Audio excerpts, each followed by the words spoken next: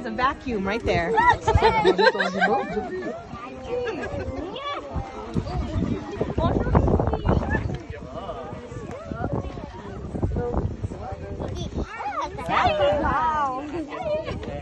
Poor Anahí. They're not interested. They've all gone that way. Yeah, it's fine.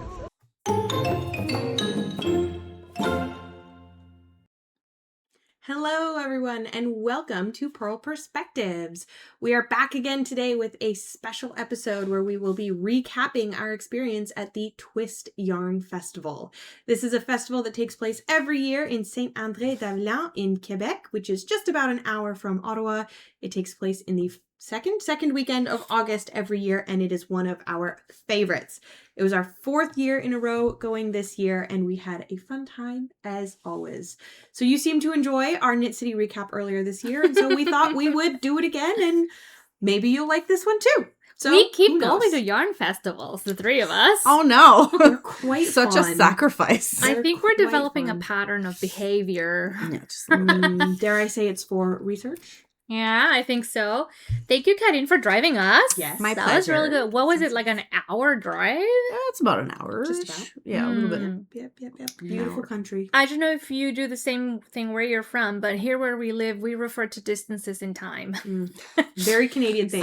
It's a very Canadian thing. It's about an hour away. Where was Twist Festival? It's about an hour from Ottawa. Yeah. Yeah. Okay. That tells me nothing. In which direction? In Where? which direction? How many North, kilometers? East. Towards Montreal. Yeah. So if you take the 50, So about an hour into Quebec. yeah. We crossed provincial lines to go to this. Immediately. I always Immediately. cross provincial lines. Yeah, because you live on the other side of the river. Right? So you just went home. Yeah, I just went home.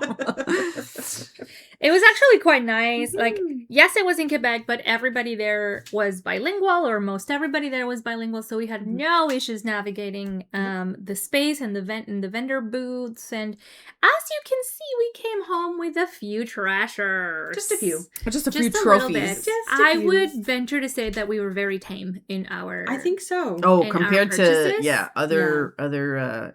That's right. Well, what I think helps in that regard is we've been to a lot of yarn festivals. We in our sure time. have. Yeah, we've been around The block. and Yeah. we know what to look for now. And we know how to handle a festival in the sense that, And like, ourselves. yes, or handle ourselves at a festival. Yeah. Because at That's the end of the right. day, Yeah. it's so easy to fall prey to everything you see. Yeah. But we've done enough that, like, we can pace ourselves a little bit more and be Mhm. more cautious. On top of that, the Twist Festival is also a much smaller festival in Yes. comparison to something like Knit City I agree. or Rhinebeck or Yep. Vogue Knitting Live or Mhm. Flock Festival, which just happened in Seattle the weekend before. So it is a much, I don't quite want to say a slower pace, but there isn't that same level of I need to see everything. frenzy. Yes. Frenzy. That's a great word. Yeah. That frenzy and that FOMO isn't there in the same way at a I much agree. larger yarn festival. Yeah. So if you've never been to a yarn festival, I would definitely say one like Twist or like a regional festival is definitely a good place to start to kind of dip the toe into Yeah. the waters and see if that is a shopping experience that you would enjoy. But sorry. Go Sorry, I ahead. was going to say, if you are lucky enough to visit Atlantic Canada, the Charlottetown PI Fiber Festival has been on my bucket list for years, and that's another small regional one that caters to the locals, but also to people across the pond Oh, who are nice. able to travel to PEI. So, yeah, and I feel like everywhere you go, there will be a fiber festival if Yeah. you look close Mhm. enough. Yeah. Mhm. Yeah. What I like about Twist personally is it's smaller, but it doesn't feel smaller. Yeah.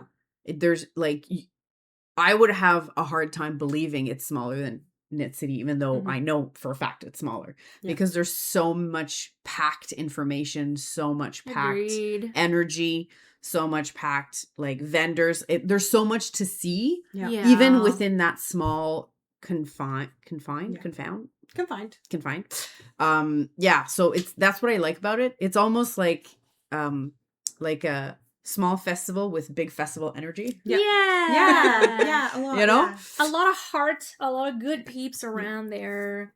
you know, Yeah. I really loved it. I also didn't feel like I was missing out on any like big Mhm. city experience by being in And rural Quebec. But Smaller rural Quebec area also means sheepdogs, sheepdog! which, you know, in the city, not as And easy some to sheep do. to pet. Did either of you notice the name? Like, do you remember the name of the farmers that brought their sheep and herded dogs? Oh, It's what was her something name? Bell something. Oh man, it will be on the website for Yes, sure. we're It gonna. will, and we'll try our best to put that in the notes if we can. Future Alley. But it's always our favorite part of the Mhm. festival because, well, it's a nice little break from shopping. Yeah. But Mhm. also, it's every year we get to see the transition between, because they bring back the same dogs, Yeah. right? So like we see the experience of the dogs like Oh, growing yeah. from Puppies year They're to getting year, so good. and the of course the they're all sheep. good girls. There and And boys. boys. There's one boy. And one boy, yeah.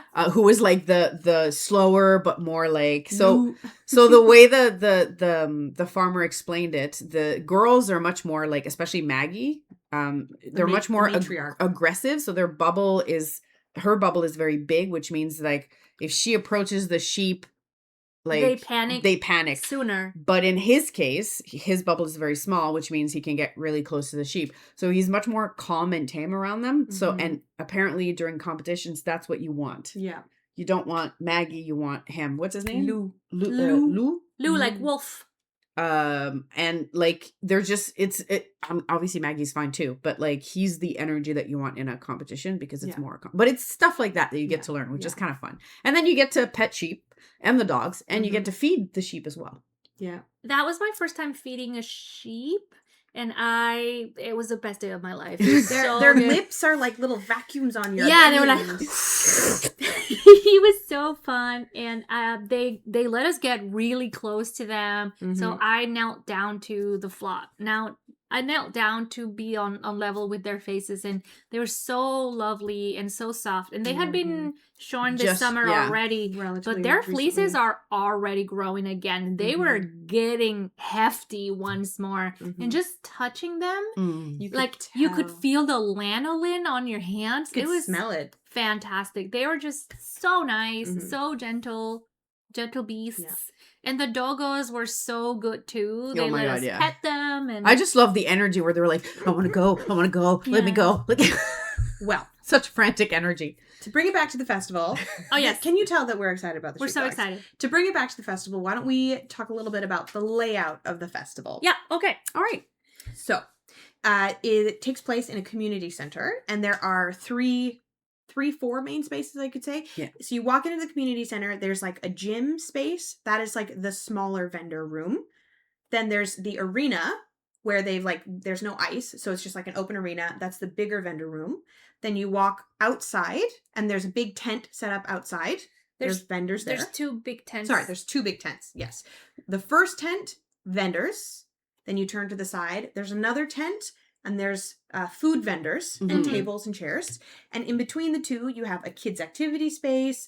You had a demo space The this Zen year. space, which I thought was brilliant. That was brand So new with this year. nice. couches and lounge chairs and even Just a little chilling. mist machine like thingy. a blast, like a Yeah. little, like a plant area. Like Yeah. it was unsurprisingly, it was sponsored and set up by the Fairmont Chateau Montebello. Yep. Yeah. Which is very close. Very close to that, to Saint Yeah. André d'Avelin. And it was so nice, like comfy lounging chairs and some couches. Yeah. And it was like, there were fans and stuff so you could relax. Mhm, mhm. It's a quiet area. I think they thought it learned was from really the nice. previous year.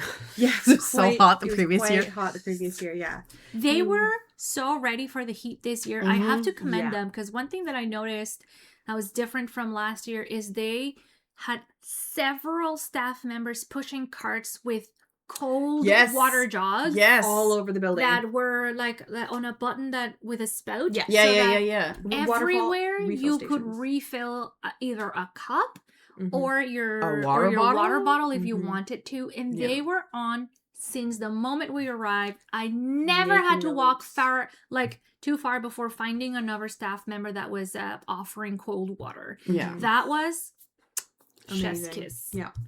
They were I great. like the fact that like even in the smaller gym, there's still a lot of space to walk. Yeah, their aisles quite so large. the aisles are really large. It's not, you don't Mhm. feel crowded. I mean, Some of the booths are a little Yes. small for sure. Like there's one packed vendor. full, Yeah. for So sure. one vendor was like saying we're used to a double booth and they only had a single one this time. So like people were literally queuing outside to like come in. So, but at least in between, it was actually pretty spacious. Yeah. I would like to mention something about the size of the booths too. Mm-hmm. And it's less about the size and more about the layout. In my opinion, the booths that I found most comfortable were the ones that had a checkout area by the edge. And the actual person that owned the booth was not in the booth. Yeah. They were outside of the booth Yeah. getting ready to check people out. So the booth was taken up just by the people that were People, browsing. yeah, the shopping, yeah. And shopping, right? And I found that a lot more comfortable than the ones where the vendor was sitting in a chair in like The back. in the back of the Yeah. booth Yeah. and welcoming people in, Mhm. which is totally valid. That's definitely something that you can do and is very popular or very common. I simply found it a little bit more overwhelming to be in the booth with the vendor because everybody wants to go see the vendor Yeah. and talk to them. Obviously, they're very interesting people.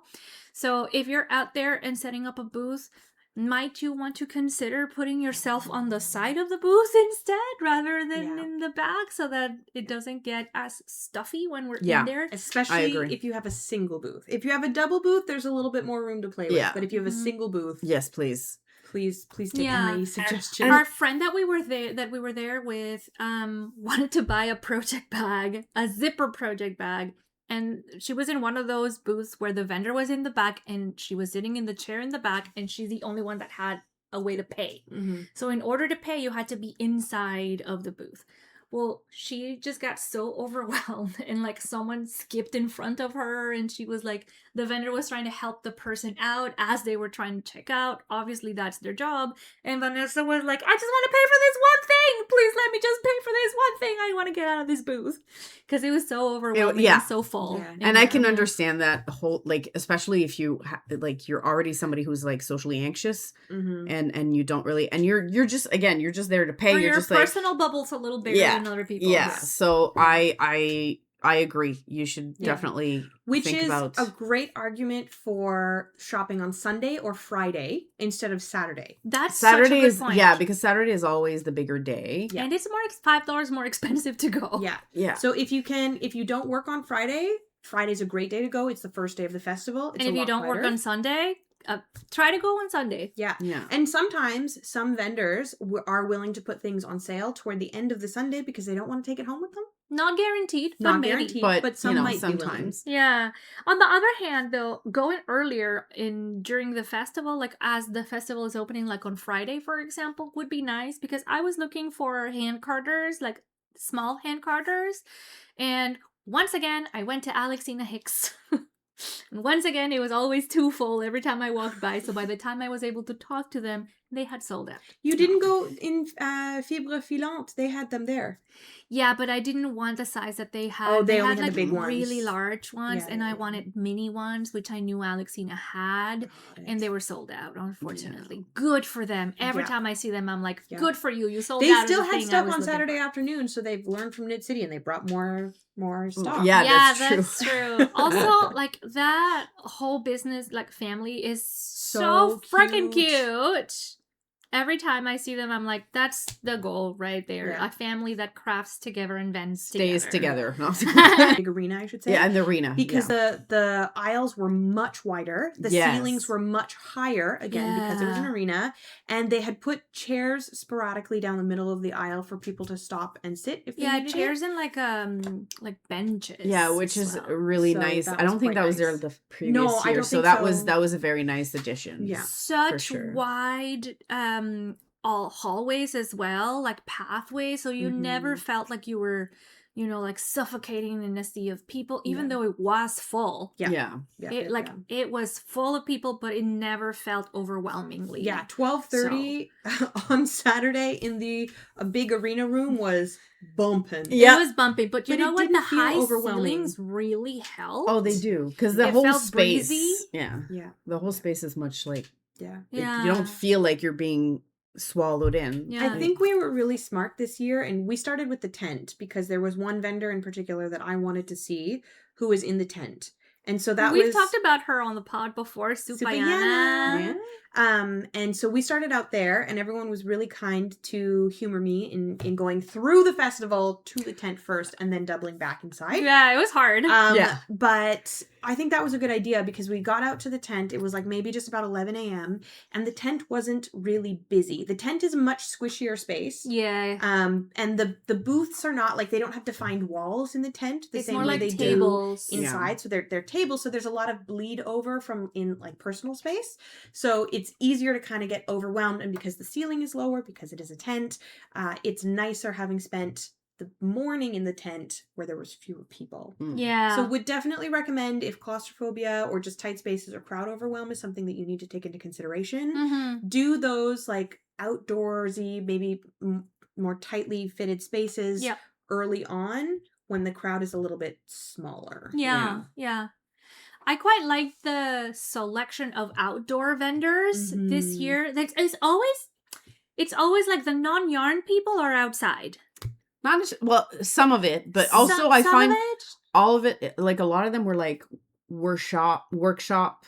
Yeah, more like artisan kind of. Artisan. This year, there had this is different in the outdoor booth. There was a whole wing of the outdoor tent that was just demonstrations of artisans. Yeah, which was really cool. By Métier et Tradition. Ouais.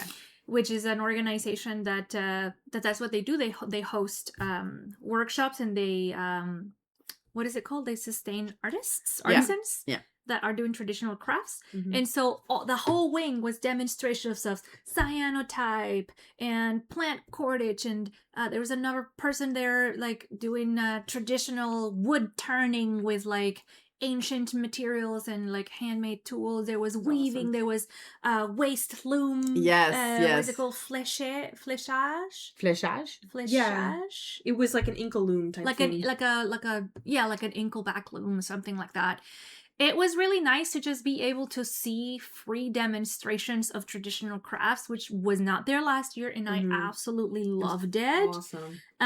There were some people there vending for crafts such as cross stitch. There was plant dyeing, flower printing, a lot of like really interesting textile. There was somebody things. There who was selling like ergonomic cushions and things specifically. I bought one. I'm not gonna lie, I almost bought one too. Did you take a card at least to look later? No. Okay, well you can check. We can check the website. but they had a really good selection of people in the tent, which was nice. And of course they had the Angora bunny. The Angora bunny, they had a black bunny this year. She was so beautiful. Soft. Apparently she was cute. best in breed of her year. I believe it. I got to pet her and she was so cute. Me too. She was and so you could soft. buy some of the Angora fluff from the bunny that they had there. So cute. Yeah. So cute. I remember, I can't remember if it was last year or the year before, but they had one of the bunnies and somebody was like spinning from the bunny, and every time they needed more, they just leaned over into the cage and pulled and off. Grabbed and then just from the bun. They grabbed bunny, and the bunny's like, what the? Okay. No, the bunny was completely nonplussed because care. it's like they're just pulling gently off the loose hair. Yeah. So funny. So cute. So, you know, spinning in the grease, I'm spinning in the bun. Yeah. It's so fun. So cute. Great. Thank you for not letting me adopt a bunny this year. You did specifically tell us I am a bunny adoption risk. Yeah. At this point. Yeah. Oof. No, this and was then the outdoor booth was fantastic. I spent a long time there. The food options were so nice. I specifically really liked there was this one indigenous bakery, Kissimat, I think. I can look them up because And they're I will- a local business to Saint André Avignon. Yeah. Way. Fantastic local flavors, and by local I mean like the local herbs and plants that grow in the area are incorporated in their savory and sweet Kissisam. Patisserie. Yeah. Anyway, a woman and her, what I assuming is her mom, who I assume is her mom. They were so delicious. I had a bison sandwich from them. Freaking amazing. and we had some scones and some like sugar cakes. So good. So good. They definitely have really nice options. And if for those who may not necessarily want to pay the hefty prices, you can also just bring your lunch. There's a huge seating area. That's what I did this year, mostly because I was like, more money for yarn. So I ended up just packing my lunch and meanwhile, I got 2 slices of pizza and a can of soda for like $13. Yeah. So there are some, like the options are available for everybody at every price range. And it looked like this year they had a big sea change in terms of food vendors too. Like there was Kissy-sam was the same. Yeah. From I think they're years, always there. But because they're a local business to the town. But a bunch of the other vendors were new this year from previous years. So it's nice that they're giving the opportunity to other restaurants in and I love me some variety when it comes to the culinary variety. Yeah, no, it was really nice. They also had a stage where they were doing some chats and demonstrations, and I managed to catch a few minutes or a few seconds of recording the musicians that they had. They had a fiddle and a guitar, and they were singing traditional songs. It was so fun. I'll put a little clip of it right here.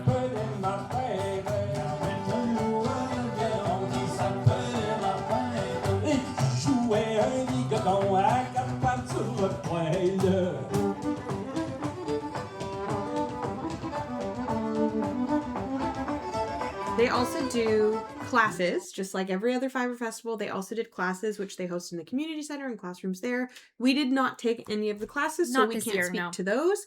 But they did have a nice selection that you can peruse online on their website. I think the Spinners Guild was also there, right? Yes, the Weavers and Spinners Guild. The Ottawa Weavers and Spinners Guild. I think not the Toronto one, but there was a couple of guilds there. Yeah. And they were not really selling anything. They were just demonstrating. Yeah. They were doing demonstrations of their spinning wheels and talking about the classes that talking they have. about their membership, such and such. It I was recently at their stash sale, and it really made me want to join the guild. But it's so far away from my house, and it's hard to get there by public transpo.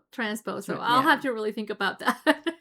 I think for me, what I enjoyed about the vendors, like in or outside, is just the variety. Because it's not just yarn vendors. It's also lots of, I was surprised, there's a lot of like sewing booths this year. I find. Yeah. There's a lot of quilting. Yeah. And a lot of like upcycle. Rug hooking. Rug hooking. Like there's a lot of different, and of course there's, oh God, I'm blanking on their name. The ones who do woodwork, right? Like when you enter, they're literally on our left in the main arena. Moose Hill. Moose Hill. They do. I bought this from them. Yeah. There we go. Because they do. I've bought a spinner from them and a bowl. Like I just love their products so much, and I just love how they're like, they're essentially saying it's great quality tools for great quality knitters. Essentially is their way of like selling this, and I love it. I want to mention Moose Hill because the man that was in the booth, who is also the artisan that makes all of this thing, was so nice. We had a really nice chat where I saw this and I was like, no way he's selling this. And it is a combination Nostepine and knitting sheath.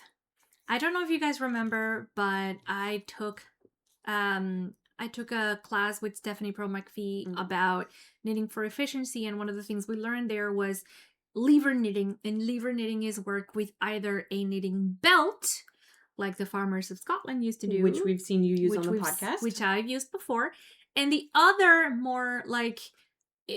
more prevalent in Europe and the Americas was knitting sheaths, which can either be like a wooden dagger that you stick in your belt, or one like this that has a tapered hole down the shaft of the stick, and that's where you put your double pointed needle.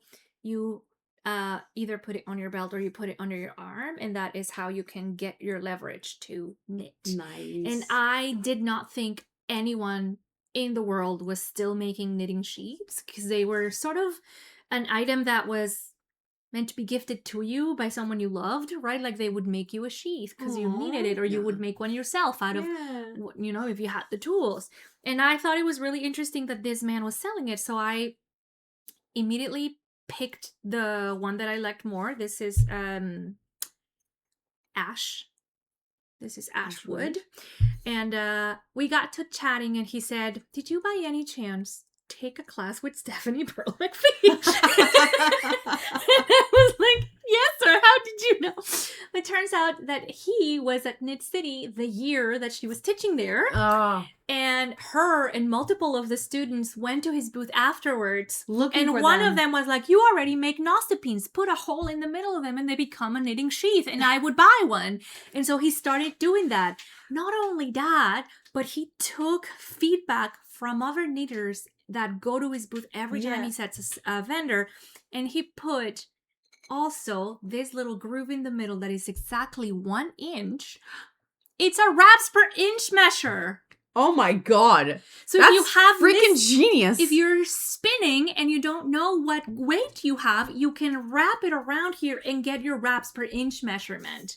And it's a nostepine, and it's a knitting sheath, and it's a weapon. Yeah, I was going to say, like, this is a triple threat. So we love a versatile tool. this man made a multi-tool for knitters, and I'm so grateful that he did. I already used it to to kick up my yarn yesterday. It's black, so you can't really see it. But, like, I used the nostepine to wrap my That's ball. really cool. So fun to use, so ergonomic, and he made them in, like, such different sizes so that I love this man. I could try on whichever ones I liked, and he had different types of wood. Beautiful. I've bought Moose Hill. Absolute I've sweetest.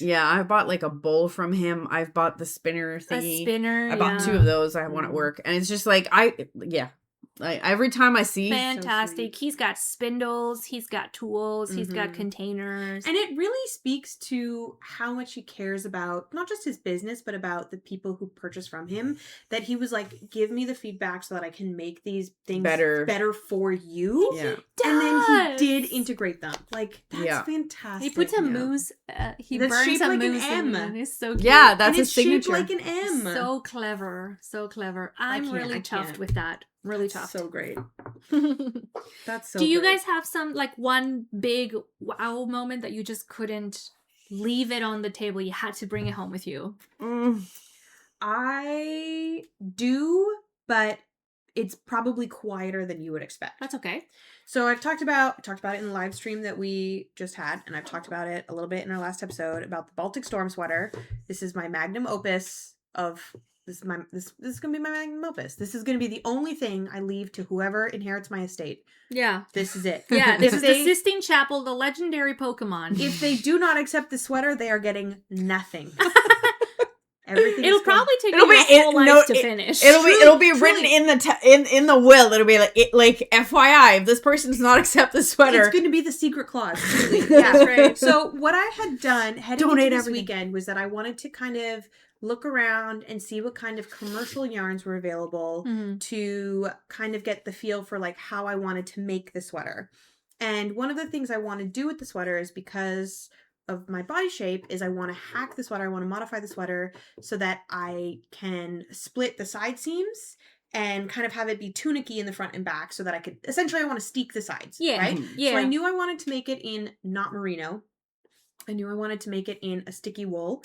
And I had thought originally, because several of the testers had knit theirs in Holst Garn, and you can actually get it directly from the wholesaler, from Holst Garn itself, relatively inexpensively. Yeah.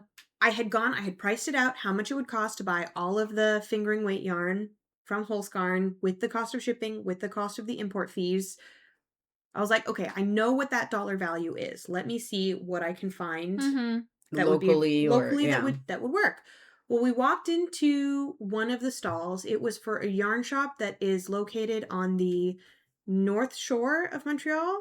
If that's correct. I don't remember. I'm pretty Longueuil? sure. Ou Laval? I have the receipt. No, Longueuil, I can tell you. Longueuil's in the south, so it would be Laval. No. That's another, while you're looking that up, that's another really cool thing about going to a local yarn festival is that every vendor you meet there will give you their card, and they are so achievable to meet afterwards because they're literally in the area. Yeah, Centre de Couture Gema. Gema. Centre de Couture Gema. In Laval. So I guess that's the North Shore. I'm just saying, at some point we should do a Quebec road trip, yes. Quebec road trip of just like sewing and knitting stores all around. Like, because Montreal like is nice, but there's a lot of ones around. And then rent a nice little place to stay and make a weekend. And have poutine. Well, yeah, of course.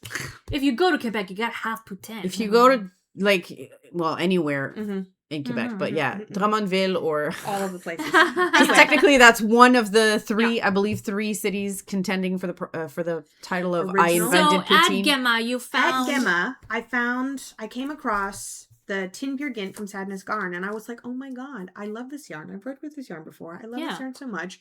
It is. You just didn't have it in mind. I just didn't have it in mind because it hadn't sprung to the forefront. I hadn't seen a tester who'd used it, and it is so financially accessible. It's $8.95 Canadian for 1 ball of this. 50 grams? For 50 grams. And when I had broken down how much, I had already done the like math in terms of how much yardage I needed for the size I want to make. There's multiple colors. And so I had also made the decision that I wasn't going to buy it all in one go. I was going to like break it into chunks and like buy a couple colors here, a couple balls of yarn there, and like spread it over a few months because it is going to be a big investment regardless. So I bought all of the yarn. I bought 5 balls of this dark blue and I bought 2 yarns of this light blue. Nice. And so that's like a third of the yarn I needed. Oh yeah. I bought for about $70. That's which amazing. Is pretty reasonable. Pretty much what I would have paid for like just the Holst Garn before the shipping, before the taxes, before the import fees. Yeah. So I'm like, okay. And if this was a worsted weight sweater, you'd be not even halfway there with $70. Yeah. No, not even. So I'm really excited too. And what's great too is that our local yarn store, Wabi Sabi, carries Tynn Gynt. So if, God forbid, I didn't buy enough, or there's an issue, or I don't like the color choices I made, you could order it. I could just pop over to Wabi and I can buy what I need. Yeah. Which is great because then that gives me a lot more flexibility as I go through the project. That's a great discovery to have. And you needed to be there presently and touch it to be able to make that choice. Exactly. And it's 100% Norwegian wool, so it will do what I need. It's sticky enough and it's going to allow me to do the steeking. Yeah. Which is really important because this is going to be a huge investment. Yeah. This is going to be a garment that's going to take me a long time to knit because it's a technique that I'm not super comfortable doing. So I'm going to put in a lot of hours doing this. Mm-hmm. So I want to make sure that I'm investing properly in all of it and that I have that like ability to source more materials if need be if I screw up, because inevitably I will screw up. And I'm really glad that like in that moment I could touch the yarn. I could look at, they had like 20 different colors available. Gynt's like gamma of colors is like so vast. It's fantastic. And our friend Vanessa was with me, so I was like, what do you think about this combo? What do you think about this combo? And she was able to like help me make some of the selections. Yeah. She was like, this one has a good contrast, but these ones are too close together, so maybe don't get this one. Like maybe just wait until you could get a different shade of this one and like da-da-da-da. So it was really nice that I could like make those decisions and not feel pressured because I was ordering internationally. Yeah. And it was just like, instead of having to like boom, do it all in one go. Okay, no, I found a solution that I can do it piecemeal and I can do it at the pace I want. Yeah. Because it is accessible. And you're choosing in good lighting, in person, with time. Exactly. So that was really nice. That was like a really good like moment where I felt like, okay, I'm doing this project. It feels good to begin. Yeah. That feeling will continue. And thank you to Twist Festival for putting on an event where we feel safe doing that. Exactly. Like we weren't ever pressured to like go through quickly. We weren't like ushered out the door fast. No, at all. Exactly. We weren't being pushed, or it was so nice to just like have a space where you can go and do that like in-person research that we sometimes need to do to push us to do the projects we want to do. Yeah. And thank you to the owners of Couture Gema, because I pulled all 5 balls of this dark blue color off of their shelf, and I felt really bad because it was like all of what they had on the shelf. And I told the guy, I was like, I'm sorry I took them all. He's like, oh no, don't worry, we have more in the bin under the table. I was like, are you sure? Like, I don't want to steal, like I don't want to buy everything you have. He's like, well, that's the point of a festival though. He's right though. Oh, you're right. And then he checked the inventory. He's like, no, we have 15 more in the bin. You're fine. And I was like, thank you. God. So it was really reassuring to know that, like, yes, I was doing exactly what I was supposed to do as a consumer, but I also wasn't taking the opportunity away from a future consumer. It's so funny that you feel bad about buying stuff. Like, oh no, I don't want to leave it empty for the next person. Yeah. But, like, they were super sweet, and he was like, if you need any more colors or if you need anything else, like, feel free to email us at the shop. That's so nice. Some more. was like, oh, you guys are the best. They're so cute. Yeah. I've very rarely, I will say, met any like yarn vendors that are not absolute delights to be around. I feel like if you work in this kind of industry, you gotta have a certain softness. Yeah, you gotta be sweet. With some like light exceptions, but like almost nobody. Yeah. What did you find that was like really like you were like shot through the heart? And I don't think I had a shot through the heart this year as much as I found cool finds that I thought, oh, I didn't expect to find this. Yeah. So I had no plan this year. I literally just went for the vibes. I didn't want to spend a lot of money. You just wanted to walk around. Did. So I didn't think I wasn't there to find anything specific. But the one thing that surprised me was I found a pattern that I thought was really cool. It's so cute. This is the shorts. So this is called Maison Fauve is the company. Le short Grand Bain is what I would be working with. It's Grand Bain, like big bath? Yeah, like big bath. So it's essentially for going to the pool. Yeah, it's so cute. So it's a really cute little thing. It's all in French. Yeah, it has pockets. It's all in French. Oh, I love that for you. So I'm kind of like excited to try it because my sewing journey has it needs to grow because I'm trying to make. There's a video tutorial available on their website. Yeah. So you're trying to improve your skills? Well, I'm trying to improve my skills because I have to make myself a dress for a very big event. So that's amazing. That's so fun. So yes, and the thing is, it's still a long ways away. So I want to make sure that I level up my skills on other stuff before I get to that. Smart way to make a few extra to bring your confidence up. Yeah, so that was definitely a nice little tidbit. And that's awesome. I guess the other one would definitely be this, just because Malin Maison is one of my favorite, if not my all-time favorite, isn't it? Company, just because it's 100% up. Well, not all of their yarn, but they have all the ones 100%. You like to buy are. Yes, they're 100% baby alpaca, which is your favorite fiber we've established. Berger Allemand, that's the name of the which is 100% baby alpaca. And the thing is, they always have a discount little bin at the front. yes, they have like a huge basket tower. This is where I got these two from, pistachio, and it was like 25% off. What a great name for it, pistachio. It really does look like pistachio ice cream. I just went like yoink. There were 3. I only went for 2 because the third one had a bit of a like a dye break or something. I think it had a bit of a dye break, so I was like, okay, like maybe that's why it was on sale. My only concern is I'm always like, only 2 is not a lot to make like a shirt or a sweater for me. Usually I'm kind of like so there's one project I wanted to do and I need like 150 meters and this is 100. 850 and then this is 800. So I'm always like, but you know what though? So I'm like playing chicken yarn with you have like leftovers from your other alpaca projects from the same bases. Yes. But also, how cool I'm looking at this contrast and I'm also really liking it. But how cool would it be if you did like just a super chill, like think of like the Cozy Classic Raglan by Jessie May, for example. Yeah. Seeing as we're both wearing Jessie May right now. But like you did something like that, but you did like the neck ribbing was like some of your leftover pink. Yeah. Then you did the body in the green. And then you did because I do have oatmeal. So like oatmeal but color. You did it where like the ribbing at the neck was one color. The cuff ribbing was color 2. The hem ribbing was color 3. And then the body was all of that green. That's so fun. That I love that idea. Cute little pops of color. A little bit of a color block moment too. And then you also get to use up some of the leftovers from your other projects that you have of bases. Okay, that could be fun. You in the chat tell Karin what to do with 2 skeins of pistachio baby alpaca. This is fingering yarn. The other one that was DK. But I do have the oatmeal is also fingering. I just oatmeal and pistachio. I'm not sure how that might be too close in value. Yeah. But that would be such a oh my god, but imagine doing that with like tiny little stripes. That'd be cute. That could like be very subtle, like takes 2 or oh my god, if you did like one of those like crisscross cardigans and then you did like a peplum frill in the oatmeal. That's cute. I don't know what okay, sure. I'm like that. I'm very visual. I have to see it. is currently on brainstorming. You're ideating over here. But yeah, no, this is definitely nice. That's so nice. The last thing for me was Emilia et Philomène. this was definitely this was a funny one because the owner, one of the designers, so the designer of the top that we found, Yes. she, I'll put the picture of the top here. It's a beautiful it was top. so beautiful, and we both were like, Yeah, "What we is went- that? We have to put it on immediately." and I was looking at it and it says made with Madame Philippon. I'm like, who the what? Who? And that's the base. It's called Madame Philippon, and it's 50% merino and 50% cotton.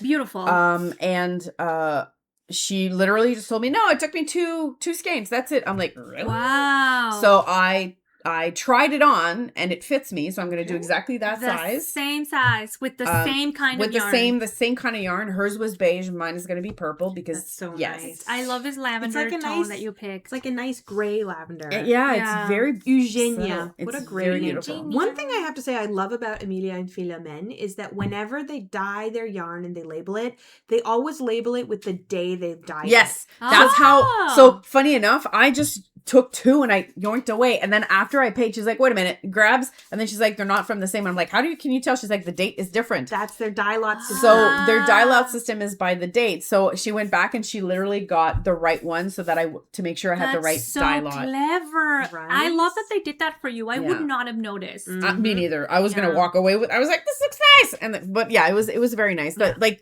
I think what I appreciate a lot about not just them, but like everybody so far in the like with Twist is like how helpful they are. Like, sure, of course, they're there to sell stuff, but they go well like above and beyond to make sure that you get what you're looking for. Yeah. Yeah. You know, so Well, that's like, always appreciated. You and I, Annie, we ended up in our friend Toby of October Knits. We ended up in their booth. And I picked up this beautiful hand-carded bat of BFL and recycled sari silk. I have never spun from a hand-carded bat before. I'm so excited for you to try it. I had such a good time spinning the bat that I got from Toby last year. I think you're going to love it. Well, that's the thing. I was so entranced by the colors, and I've always wanted to try sari silk. I'm constantly buying fiber to level up my spinning skills and then never spinning. But like, that's a topic for another day. But I picked up this bat. I picked up this bat, and I was so entranced by it. And I was like, I want to do it. But I turned to Toby, and I was like, I've never spun from a bat before. Like, how do I even do that? Yeah, they And took the time to explain that to you. They were great. Toby was just like, this is how I like to do it at home. You can do it this way. You can use this kind of draw method. There's you can do another that. option. If you're doing it from a drop spindle, you could do this way on a Toby wheel. You could even do- gave us like, some tips on like what kind of draft to do. It was amazing. And there was like several other people in the booth, but Toby was like, no, if you want to buy this, you need to... Oh, Like, it's my I'm mom. I love how you call her mother. Mothra. Mothra. I'm just gonna message her back. But Toby took the time to be like, sorry, I can't talk right now. Sorry, Mom. Sorry, Mom. Toby took the time to tell me exactly how I could have an enjoyable spinning experience with this fiber. And then if I made the decision that I wasn't comfortable and put it down, they would have been like, that's cool, and would have had no issues with me walking out of the I booth love without that purchasing anything. Toby takes the time to educate us when we Yes. get into their booth, because it's very important as a new crafter. Mhm. Like I'm new to spinning, right? But if I don't have the confidence of time and practice, at least they will take the time to bring me confidence with education on something that they made by hand. And I'm so happy. I also got from Toby, I've never used this fiber before. It's called Jacob. And so I bought one braid of Jacob undyed. And That's the name of the sheep, right? That's the name of the breed. Oh. The breed is Jacob. And I also bought a braid in the same amount, but in Hebridean. That was the dark. Yeah, so I'm really excited to try them both because those are two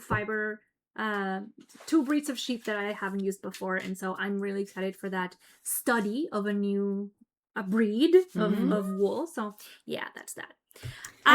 Can I just say, I just realized like 5 seconds ago that Toby wound around this.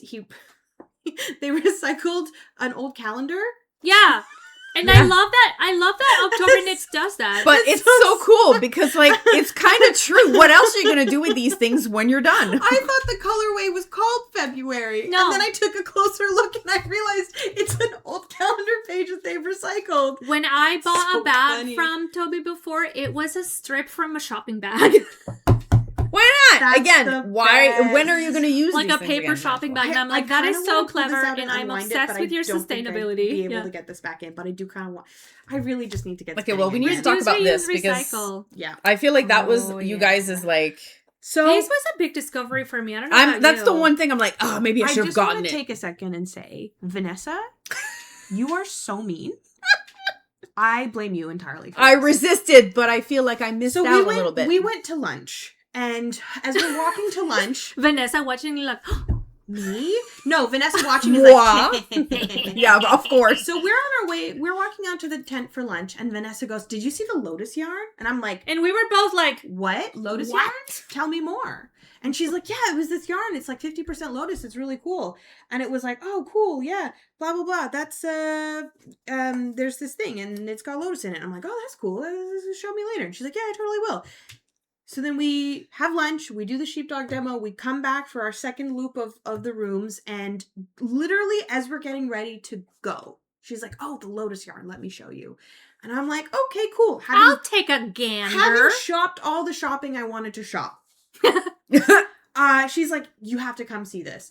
And I'm like, "Okay, cool." And I like get caught up doing something else, and I walk into the booth, and Annie and Vanessa are there, and they're like, "Ooh," And I'm just like, Touching. It is very soft and very nice. It's so And good, I'm so like- pretty. I just like the fact that it shines a little bit. And I'm it thinking, has a bit Did of that. you know that lotus would make fiber?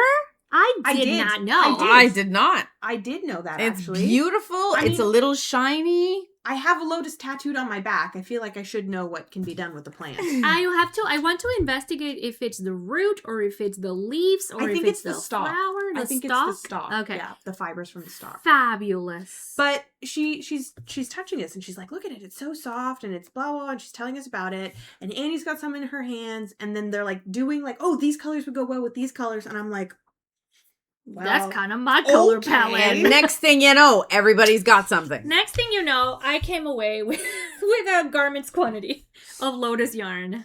This is so dangerous. I almost I know. bought these Yeah, the same. we the had- exact same. And then I was like, no. And then you were like, please resist. One of us needs to resist. I was like, all right. I was And like, it "Be the won't be strong me." one, be the strong one. These are from Nat Picard, which is a Quebecois hand-dyed yarn company. Mhm. These are called Melo. So it's a mix of merino and lotus. Melo. Which And- coincidentally is also a usually le petit nom pour mélodie. Mélo. Ah, that's cute. They're from My colorway Quebec. is a one of a kind called Violet, and the other one is Lulu. Ça, c'est Loretta. Loretta. Yeah. I'm very excited. And then you both said something really smart in the car. You were like, "Oh, no." Vanessa was like, I already know what pattern I'm going to make with this." I Or do maybe too. it was you I said. do too, And then I yeah. was like, in the car, I was like, "Fine, I have to decide before we get out of the car." So when we were on the drive back, I picked which pattern Yeah. I was going to make. What did you pick? I picked the pie camisole. I am going to make I the... saw Caitlin from Lab Fibers made a pie camisole, so Ooh. I want to make a pie camisole. That's one, very right? pretty I don't know if it'll... Oh, there that's we go. beautiful. What's it called? This is called the Heat Wave Tea by Jill Karina Beau. I don't know how to Amazing. say that letter properly. It's the O with the line through it. Wave tea. But it's this beautiful lace. Like a lace yoke tee, short sleeve. You know Okay, what? You know what? I'm just gonna link it. Yeah, Or we're gonna superimpose a photo over top of my phone. I can do that. I'm Maybe- good at editing. Amazing. Maybe. Love that.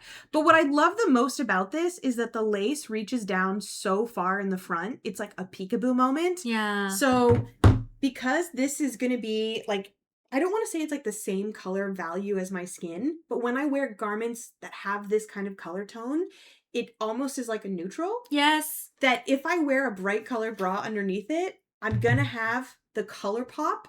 And Yeah. I'm so excited for that peekaboo moment because the lace reaches like down to here. Oh yeah. That's Right? gonna be so fun. So You're and gonna look amazing. this pattern has been on my queue for literal years. Really? So I'm very excited to finally make it. Yeah, sometimes you just have to find the right yarn, and the Yeah. skein will tell you what it wants to be. Mm-hmm. Yeah. Mm-hmm. Speaking about the stain telling me what it wants to be, I stopped as I usually do by Sarah's booth, Crazy About Yarn, and Sarah is absolute goat of my God, yes. dégradé. Oh, my yeah. God, yes. Sarah's like ombre color transitions are unparalleled, and I don't say that Lightly. lightly. She's really the goat Mhm. of gradients. Mhm. And I saw this cake called Firecracker Bloom of merino nylon. And then I saw it paired with the same base in a rich black. And I thought this has to be a Snuggle. A Snuggle is real cow. Maxim Sierre. Maxim Serre, which I made out of Charisma a couple years ago for my partner, and he loves that. And he wears it all the time. He wears it all the time during the winter. I wanted Nice. a It's slightly so lighter beautiful. version that I'm probably going to make unlined. So I'm going to use this gradient with this as the contract and make the Snuggle is real cowl. So I'm very excited about that. It's coming up this winter, and I'm just like so thankful that Sarah was there with her what seems to be never-ending fountain of inspiration. So many great colors. Many great colors. Walked into the booth and I looked around and I went, I'm in danger. I'm in danger. So I immediately walked out of the booth. I because noticed the brain was just I pulling. noticed that both Crazy About Yarn and October Knits, they're very like it's like a blast of color. Color Have you shine. noticed? Very- Like yeah. very it's color very heavy. like No, you don't say. No, But, like- what but, are like, you in a good talking way. about? like because I feel like sometimes a little too much, but like but when you're in the I mood for love color, it. it's like Yeah. in your face, but And it's like I am so in the mood colorful. for color. If you So remember, yes. my resolution this year was more color. Yep. Well, I'm pretty Like sure this that is very muted now in comparison Yeah. to Sarah's fountain of inspiration. Final thoughts about Twist. I loved it. I felt like this year, and I don't know if it was just a me thing or if it was like an overall thing, but I feel like the vibe was a bit different in the sense that people weren't like buy. Mm. People were going to like, it was more about socializing. It was more about seeing. It Yep. felt, dare I say, tentative? But I think Interesting. I think that's more just because of the economy, society Well, being where it is today. I want to say this. I think this is Things a bit. felt a bit quieter. Yeah, what are your final thoughts? I think this is a bit what Twist is about. Like if I'm comparing Twist to a bigger festival like Knit City, for example, Knit City does have that frantic buy because you don't. There's so many people are going to get to that Yeah. booth or get to that like that festival that like you don't know if you're going to get what you Yeah. want. it feels like all or nothing. Versus Twist, which is it does have that calmness. I think if it's always had it, and I think you're right, the economy definitely is not helping us. But I Yeah, think it fair. also comes from that like small town. It's almost like Saint-André-d'Avelin. Saint-André-Avelin also kind of just seeps into the festival, and it gives you that like small town feel where you're like, I can buy, but I don't feel pressured to buy. And in a way, not feeling pressured to buy makes me just want to buy more. But like, Isn't it funny how that works? Isn't it funny how that works? Yeah. So like, yeah, that's definitely like, that's why Twist is probably my favorite festival of all time so It's far. so Like much fun. it has not been topped yet. And it's because So much it's fun. still, it's very much that small festival with big festival energy. Yeah. Yeah. Yeah. My thoughts are very similar. I feel like this is my favorite time of the year. Yes, it's hot, but they make it so comfortable and so airy and so easy breezy to be in there. It feels like true community building because everything is so hyper localized. And I don't get that. I didn't get that urge to like, oh, if I don't buy this from this person now, I will never be able to see them again because they don't deliver it, right? Yeah. I felt so much less pressure that I had Yeah. more fun. So we took it really easy. Mm-hmm. We were going slowly. We took multiple breaks throughout the day. Never did I feel like I had to rush back to a booth because they were gonna run out, right? I just really liked it. The only thing that I regret is not having signed up for any of the workshops. Yeah. I have yet to experience their teaching offers, and I really want to do that because I'm big on learning. So I'm going to try my best to take a look at the workshops when they are up for registration. Maybe that's the goal for next year. Yeah. Maybe that'll be my goal for next year for sure, because I regret not showing up for one. It does mean a little bit of extra planning because they are 3 to 4 hour workshops, which means that you either miss out on the shopping with your friends, or you have to like stay longer and or you find a way to get there the day before, or you find a way to get there on your own. Which anyway, that's probably one of my only regrets, is that I didn't take any of the education. Yeah. Thank you so much for coming. If you went to Twist, let us know in the comments what you thought, either if you went this year or a year before. And are you planning to go to any local fiber fests in your area? And are there any local fiber fests that you recommend? Yeah, because we might want to take a road trip. Who knows? Always down. Yeah. Always down. As the 3 pearls that we are, we always have so many things to say about our nitty and non-nitty experiences, and we're so happy to share them with you and that you're willing to listen. So thank you for being here. We really appreciate your time, and we will see you again with another Pearls of Wisdom pretty soon. Maybe, I don't know what else comes through. So if there's something you want us to talk about, let us know, and we will certainly make sure that we give you our perspectives on it. For sure, skis. For now, that's all for us. I'm Anahí. I'm Kahian. I'm Allie. And we are your 3 Pearls from Pearls Perspectives. And we'll see you again very soon. Bye.